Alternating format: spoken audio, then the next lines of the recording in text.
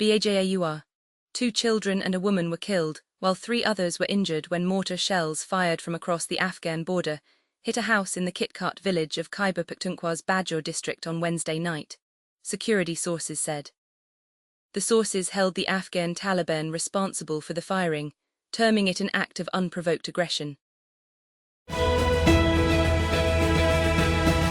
Pakistan is considering buying liquefied natural gas, LNG, on the spot market to offset supply disruptions caused by the Iran war, but would favor government-to-government deals to avoid having to pay steep premiums, Petroleum Minister Ali Pervez Malik has told Reuters.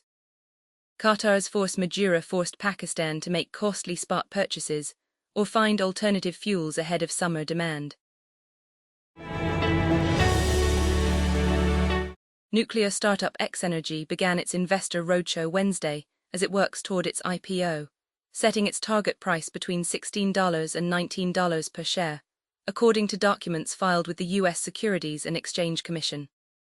If it lists at the high end, the startup could net about $814 million. X-Energy and its peers have been riding a renewed wave of interest in fission power, as demand for electricity has surged on the back of AI data centers and society-wide electrification. The web of litigation around Live Nation, Ticketmaster, and the company's alleged monopoly is getting more complicated, but it could be good news for concertgoers who are sick of dynamic pricing and inexplicable service fees.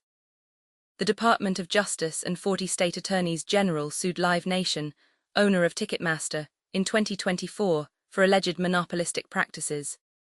The two companies had merged in 2010 to form an entertainment giant that came to control the majority of ticket sales and venue bookings in the country, which made it more difficult for other companies to compete, according to the lawsuit.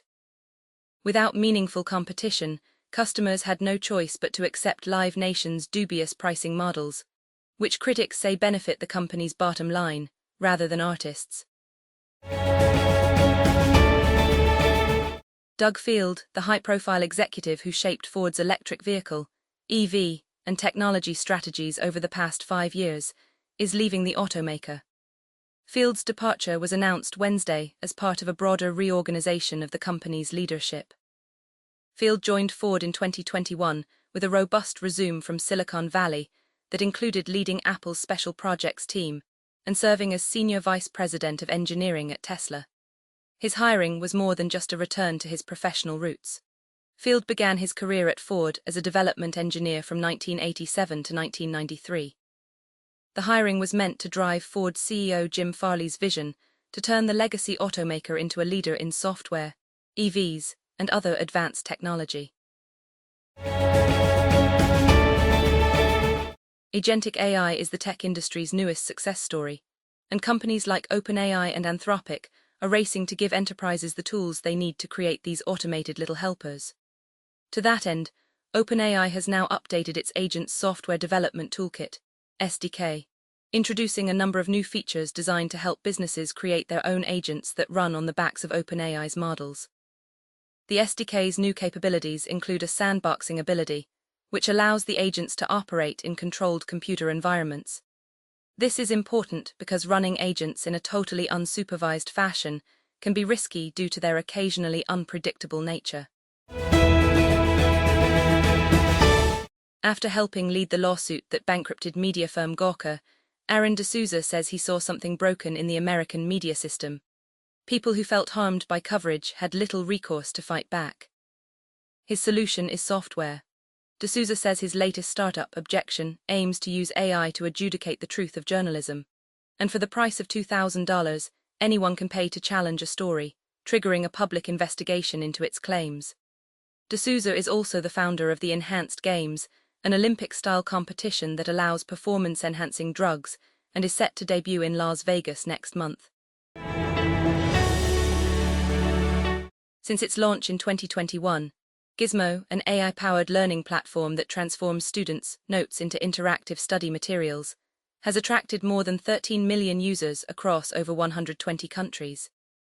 This is a significant jump from the more than 300,000 users the platform had when TechCrunch last covered it in 2023. And as user adoption increases, investor interest is following suit. The company recently secured $22 million in Series A funding, according to its announcement on Tuesday. The Energy Information Agency told 2 U.S. senators that it plans to require data centers to disclose details about their energy use, according to Wired. The development comes a month after Sen's Josh Hawley and Elizabeth Warren sent a letter asking the EIA to gather data on data centers. The request was an effort to push the agency to cover an industry that is consuming ever-increasing amounts of energy. Historically, marketers relied on designers and other creative professionals to develop images and videos for personalized online ad campaigns. In late 2024, 7-year-old startup HiTouch launched an AI-powered service that allows marketing professionals to create custom content for brands such as Domino's, Chime, PetSmart, and Spotify, without involving brand design teams or ad agencies.